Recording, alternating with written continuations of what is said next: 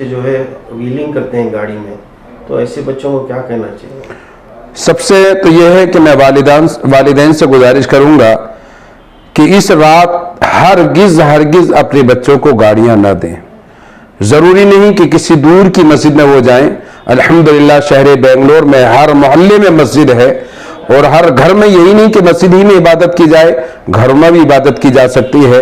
تو میں گزارش کروں گا، ہم نے پیچھے دیکھا ہے کہ کئی نوجوان ہمارے ایکسیڈنٹ ہو جاتے ہیں۔ یہ جو عبادت کرنے والی رات ہے، یہ لوگوں کو معلوم ہوتا ہے تو ان کی پریشانی کی رات بن جاتی ہے۔ میں نوجوانوں سے گزارش کروں گا کہ ویلنگ ہرگز نہ کریں، اور والدین سے گزارش کروں گا کہ اپنے بچوں کو اس رات میں گاڑیاں نہ دیں جس کی وجہ سے ہم کو پریشانی نہ آئے۔ الحمدللہ رب کا بڑا شکر و احسان ہے کہ اس نے ہمیں پھر ہماری زندگی میں شب برات جیسی فضیلت والی رات عطا فرمائی ہے۔ یہ وہ رات ہے کہ جس رات میں اللہ رب العزت اپنے پیارے نبی صلی اللہ علیہ وسلم کی امت کے بے شمار گناہگاروں کے گناہوں کو معاف فرماتا ہے، بلکہ جس رحمت خداوندی کو ہم پورا سال تلاش کرتے ہیں، رحمت خداوندی اس رات میں اپنے بندوں کو تلاش کیا کرتی ہے۔ نبی اکرم صلی اللہ علیہ وسلم ماہ رمضان المبارک کو چھوڑ کر سب سے زیادہ اسی مہینے میں روزہ رکھا کرتے تھے، اور خود نبی اکرم صلی اللہ علیہ وسلم نے ارشاد فرمایا شعبان و شہری و رمضان و شہر اللہ، شعبان میرا مہینہ ہے اور رمضان اللہ کا مہینہ ہے۔ ہم جانتے ہیں کہ تمام مہینے، تمام دن، تمام وقت یہ اللہ ہی کا ہے، لیکن کسی مہینے کو رب کی طرف نسبت کرنا اور کسی مہینے کو اپنی طرف نسبت کرنا، اس نبی اکرم صلی اللہ علیہ وسلم کے ارشاد سے ہم سمجھ سکتے ہیں کہ اس رات کی کتنی بڑی فضیلت ہے۔ ایک رات میں اللہ رب العزت بے شمار گناہگاروں کے گناہوں کو معاف فرماتا ہے، بلکہ نبی اکرم صلی اللہ علیہ وسلم ارشاد فرماتے ہیں کہ اس رات میں جو جاگ کر رب کی عبادت کرتا ہے، نماز پڑھتا ہے، قرآن مقدس کی تلاوت کرتا ہے، درود شریف پڑھتا ہے، ذکر و اذکار کرتا ہے، اللہ رب العزت اس رات میں قبیلہ بنو کلب کی بکریوں کے بالوں کے برابر رب اپنے محبوب کی امت کے گناہگاروں کی مغفرت فرماتا ہے۔ تو یہ رات اللہ نے ہمیں عطا فرمائی، ہم سے پہلے لوگ جا چکے ہیں، اور ہمیں اللہ نے ابھی اس زمین کے اوپر باقی رکھا ہے، تو جتنا ہو سکے رب کی عبادت کریں۔ اس رات میں فرشتوں کا نزول ہوتا ہے، اور اللہ رب العزت اپنی شان کے لائق آسمان دنیا پر تشریف رکھتا ہے، اور اپنے محبوب صلی اللہ علیہ وسلم کی امت کو دیکھتا ہے اور ان کے عبادات پر فخر فرماتا ہے۔ نبی اکرم صلی اللہ علیہ وسلم نے ارشاد فرمایا کہ ایک وہ بندہ ہوتا ہے جو صبح سے لے کر ظہر تک مزدوری کرتا ہے، لیکن اسے ایک قرات اس کی مزدوری ملتی ہے۔ ایک بندہ وہ ہوتا ہے جو ظہر سے عصر تک مزدوری کرتا ہے، وقت کم ہوتا ہے لیکن اسے بھی ایک قرات مزدوری ملتی ہے۔ اور ایک بندہ وہ ہوتا ہے جو عصر سے مغرب تک مزدوری کرتا ہے، لیکن اسے 2 قرات ملا کرتا ہے۔ تو حضور صلی اللہ علیہ وسلم نے ارشاد فرمایا کہ فجر سے ظہر تک یہ یہودی ہے، اور ظہر سے عصر تک یہ نصارہ ہیں، اور عصر سے مغرب تک یہ میری امت ہے، کہ تھوڑے سے وقت میں اللہ رب العزت ان کو زیادہ ثواب دیا کرتا ہے۔ تو الحمدللہ یہ مبارک شب آئی ہے۔ اس رات میں روحیں اپنے گھروں میں بھی آیا کرتی ہیں۔ نبی اکرم صلی اللہ علیہ وسلم کا طریقہ رہا کہ آپ قبرستان تشریف لے جایا کرتے۔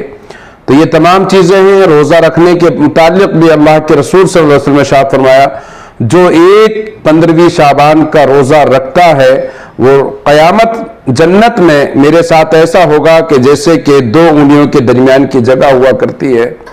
جو 3 روزے رکھے گا اللہ قبول فرمائے گا تو وہ اونٹنی پر بیٹھ کر جنت میں داخل ہوگا۔ تو بہت سارے فضائل माह शाबान के शब बरात के हैं। ये शब बरात है, शब तौबा है, शब मगफिरत है। अल्लाह रब्बुल इज़्ज़त अपने बंदों की दुआओं को कबूल फरमाता है। रब की तरफ से ऐलान आता है, कोई मांगने वाला मैं उससे अता फरमाऊं, है कोई मगफिरत चाहने वाला मैं उसकी मगफिरत करूं, है कोई रिस्क देने वाला मैं उसको रिस्क दूं, है कोई औलाद लेने वाला मैं उसे औलाद दूं। तो इस तरह के बहुत सारे वाक़यात हैं जो देखे गए हैं। तो अल्हम्दुलिल्लाह एक बेंगलोर में भी एक अच्छा जो हमने देखा है, इससे पहले नौजवानों के हालात अलग रहते थे, लेकिन अभी अल्हम्दुलिल्लाह काफ़ी हद तक हमने देखा है कि नौजवानों से मस्जिदें पुर रहती हैं। फिर भी मैं उन नौजवानों से भी गुजारिश करूंगा कि जो इस रात में जो बाहर रोडों पर टहलते हैं या होटलों में वक्त ज़ाय करते हैं या खेलने में वक्त ज़ाय करते हैं या फिर टू व्हीलर लेकर उसको दौड़ाने में वक्त ज़ाय करते हैं, हरगिज़ ऐसा ना करें। आपकी ज़िंदगी, आपकी जवानी बड़ी कीमती है। आपकी जवानी की ज़रूरत आपके घर वालों के लिए है और रब्बे कायनात जवानी की इबादत को बहुत बहुत कबूल फरमाता है। तो आपसे मैं गुजारिश करूँगा कि होटल में, रोडों में, गाड़ियों में या खेलों में वक्त को ज़ाय ना फरमाएं। रब ने अगर आपको वक्त दिया है तो पूरी रात रब की बारगाह में आप इबादत करें। मस्जिदों में, घरों में, खानकाहों में, मदरसों में, जहां पर भी हो सके कब्रिस्तान जाएं। और जो रास्तों पर जाते हैं, ये हमारा जमहूरी मुल्क है, हमारी तरफ से किसी को तकलीफ नहीं होना चाहिए। आप रास्ते पर जाएं, मस्जिदों को जा रहे हैं, कब्रिस्तान को जा रहे हैं या आप किसी रिश्तेदार के यहाँ पर भी जा रहे हैं, तो आप दूसरों को तकलीफ हरगिज़ ना दें। आपके जो साइड है, आप जिस तरफ जा रहे हैं, तो आप यानी पूरे रास्ते को घेर कर जाएंगे, दूसरों को तकलीफ होगी। हमारा मजहब ये हरगिज़ नहीं सिखाता है। तो मैं तमाम आलम इस्लाम को शब बरात की मुबारकबादी भी देता हूँ और दुआ करता हूँ कि तमाम लोग इस रात में इबादत करें। बिलखुसूस हमारे मुल्क हिंदुस्तान के लिए दुआ करें। यहाँ के हालात, यहाँ के जो मामलात चल रहे हैं, हम दुआ भी करें। और मैं कहूँगा कि अपने मुल्क की अमन और सलामती के लिए दुआ करें। रब्बे कायनात की बारगाह में दुआ करता हूँ कि अल्लाह रब्बुल इज़्ज़त हम तमाम की शब बरात की इबादत को कबूल फरमाए। खास करके इस रात में जो है मर्द बच्चे जो है व्हीलिंग करते हैं गाड़ी में, तो ऐसे बच्चों को क्या कहना चाहिए? सबसे तो यह है कि मैं वालिदैन से गुजारिश करूँगा कि इस रात हरगिज़ अपने बच्चों को गाड़ियाँ ना दें। ज़रूरी नहीं कि किसी दूर की मस्जिद में वो जाएं। अल्हम्दुलिल्लाह शहर बेंगलोर में हर मोहल्ले में मस्जिद है और हर घर में, यही नहीं कि मस्जिद ही में इबादत की जाए, घरों में भी इबादत की जा सकती है। तो मैं गुजारिश करूंगा, हमने पीछे देखा है कि कई नौजवान हमारे एक्सीडेंट हो जाते हैं। ये जो इबादत करने वाली रात है, ये लोगों को मालूम होता है तो उनकी परेशानी की रात बन जाती है। मैं नौजवानों से गुजारिश करूंगा कि व्हीलिंग हरगिज़ ना करें और वालिदैन से गुजारिश करूंगा कि अपने बच्चों को इस रात में गाड़ियां ना दें जिसकी वजह से हमको परेशानी ना आए।